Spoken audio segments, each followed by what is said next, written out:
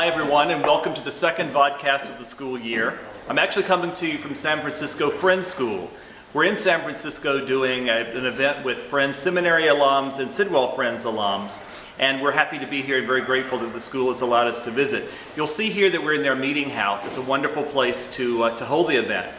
I'm often asked how Friends Seminary students take their academic training and the Quaker values that they learn at Friends Seminary out into the world. And I thought it might be nice tonight to take advantage of the fact that we have a few Friends alums here and introduce you so they can actually tell you how they've taken Friends Seminary out into their lives. So as promised, we have three Friends alums here to have a short conversation with and introduce you to. First is Martha Ehrenfeld, member of the class of 1983. Susanna Druscht, who is class of 2006, and Gil Fleitas, who is class of 1974. So, 75, sorry about that. Thank you guys for joining us, and thanks for being part of this, and thanks for being loyal alums. We appreciate it. I'm just wondering, I'm always asked the question about the continuing impact of a Friends education, and I wonder if each of you could just say a word or two about how that Friends Seminary experience is with you on a daily basis, even now, so many years out of the school. Gil, you want to start? I'd say the main way that my Friends education has impacted me, especially in business, really is in the area of problem resolution. In my, 30 some odd years since I've graduated, I have often been picked up as the guy to get involved in difficult situations, to try to resolve the problems, mediate it, and move on. And I think it comes from sort of, first of all, this approach to problem resolution, that there doesn't have to be a winner and a loser. I think it comes from the skills that I learned at Friends to just listen. And that comes, I think, from my meeting for worship that was fundamental to my education there. Right. So certainly it would be in the area of problem resolution. It just helps me in just about everything that I do.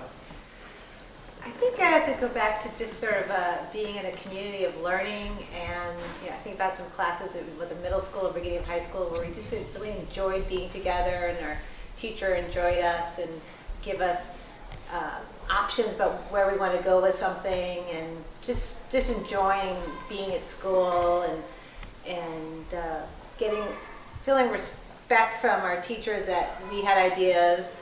And I even remember sometimes we had this great biology teacher, and we all got to school every day early just because we enjoyed it so much and talking about biology. And to me, that was just being around people who valued learning was fantastic.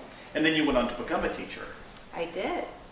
Actually, in my community service was also working with the younger students out in the yard, and I got a lot of positive feedback for that. So I remember that you said, "Oh, you're very good at that." So it was nice. And there are still students who are doing that exact same kind of service at Friends today. Susanna, I understand that your professional work is actually a sort of an outgrowth of the service that you were participating in at Friends. I remember you being very active in service learning at Friends. Can you tell us a little bit about what you do and why you do it? So I currently run an educational garden for a nonprofit that works internationally on education about sustainable agriculture. Our base method has actually been developed for subsistence farmers, but we're doing a demonstration of it in Palo Alto, and we're connecting with the 6 schools that are within walking distance of the garden, and bringing students out to learn primarily, first of all, about the fact that soil is a precious, non-renewable resource, and so we're instilling in them a sense of environmentalism and connectedness to the larger cycles that nourish and feed them, but also connecting them to where their food comes from and cultivating enjoyment in eating and pleasure and being together in groups.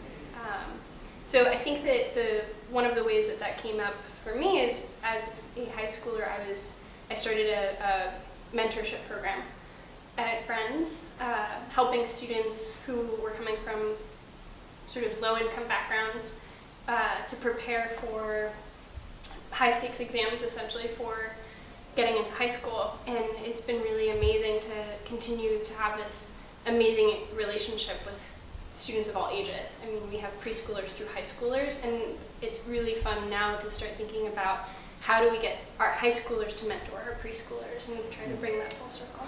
Well, I want to thank you all for being here. Thanks for your dedication. Thanks for your wonderful stories. And if you're ever back in New York City, come by Friends Seminary. Thank you. Thank you. Thank you.